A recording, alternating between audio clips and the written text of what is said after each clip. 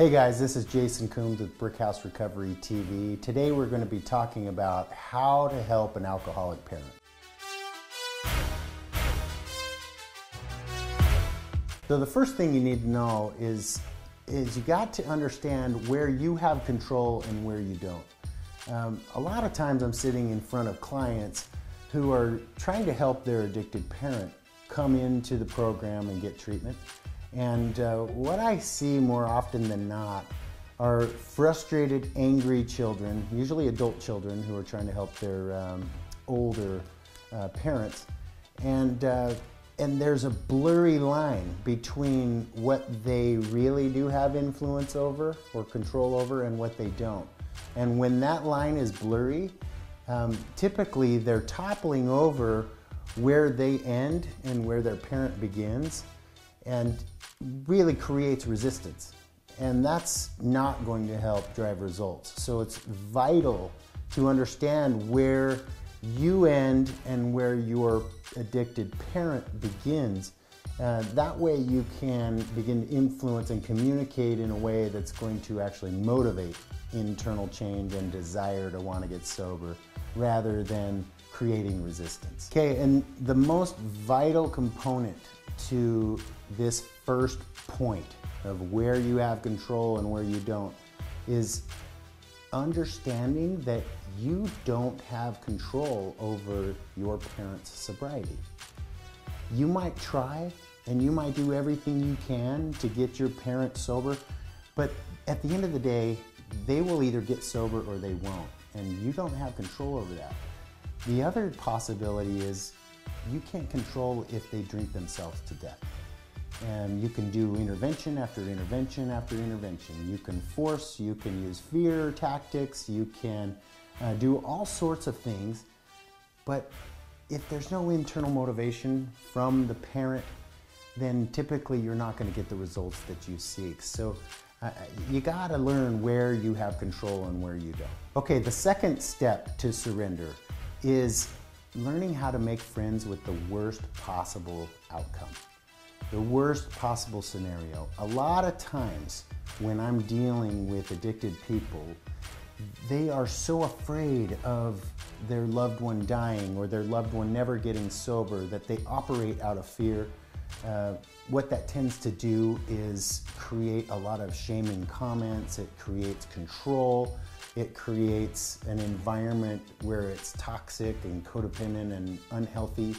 And all of that is driven out of fear.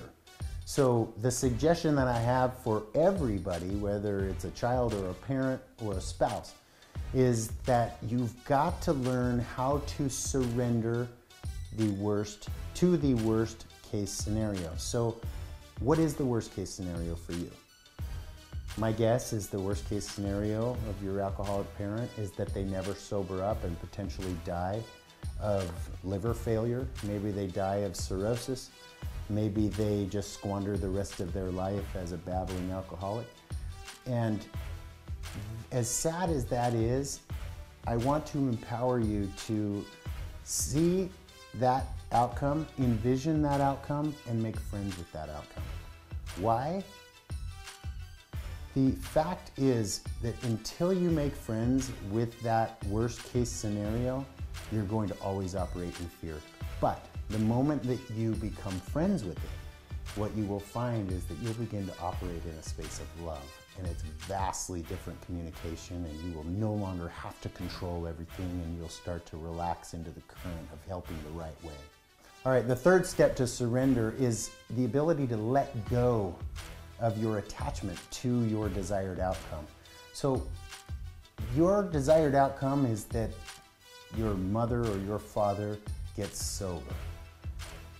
You've got to detach from that outcome, because as long as you're holding on to that outcome and your attachment to it, then every bit of communication is going to be a form of manipulation, and that's not going to get you anywhere. They're going to see right through you, and what you're going to experience is they will dismiss, they will disregard, and they will discredit everything that you say. So it's vital that you let go of that outcome and, again, surrender to the worst case scenario knowing that maybe they won't get sober. And you got to be okay with that. Not that I am advocating that they don't get sober, but this is how you surrender to the process. And then what you're going to learn how to do is how to help the right way instead of controlling every little situation and fearing the outcome. Now, in the same breath, it is vital that you continue to believe in your desired outcome.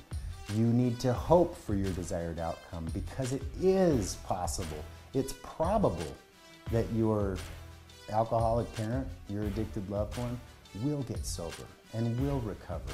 And it's just a matter of time. And you're going to shorten that time span by operating in a space of love rather than fear. And that's what these 3 steps to surrender are going to help you with. Anytime that you go through the process of surrendering, I just want to incorporate, I think, the keystone, which is allowing your faith in a higher power to come in and do the work. You know, your higher power has a much better plan and an outcome for your addicted loved one and for you than you have. And so part of letting go and surrendering, or what I like to say is relaxing into the current, is to detach from the outcome knowing that God has a better plan in place. And if you are in a space where you can trust that, or at least take a step of faith forward to experiment with that, then you're getting into that space of surrender where no longer are you going to need to control everything, and you'll start to see the results that you seek because your addicted loved one is going to feel it and going to see the sincerity in your eyes. And throughout that process, I witnessed that with my own parents. Throughout that process, they were able to find hope when they allowed me to sleep in the streets, even though they were extremely afraid of me dying. They were extremely afraid, especially my mom, of getting that call in the middle of the night that I was no longer alive. She let go of that, and she stopped trying to control the outcome, and she said, okay, I'm gonna let him do his thing. I'm gonna let go and let God. And what God did with me was far better than my parents could ever do for me. But she had to let go, and she had to surrender that component. So if this video is helpful and you like it, you're going to want to do 3 things. First, subscribe to Brickhouse Recovery TV. Second, like this video. And third, please leave a comment behind. We put out premium content each week.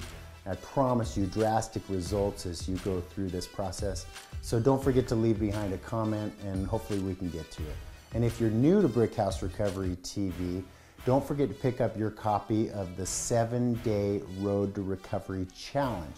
This is exclusive access where in 7 days you're going to see drastic changes to your life, your addicted loved one's life, as you begin to help the right way. Again, this is Jason Coombs with Brickhouse Recovery TV, and as we say in the Rooms of Recovery, it's about progress. It's not about perfection.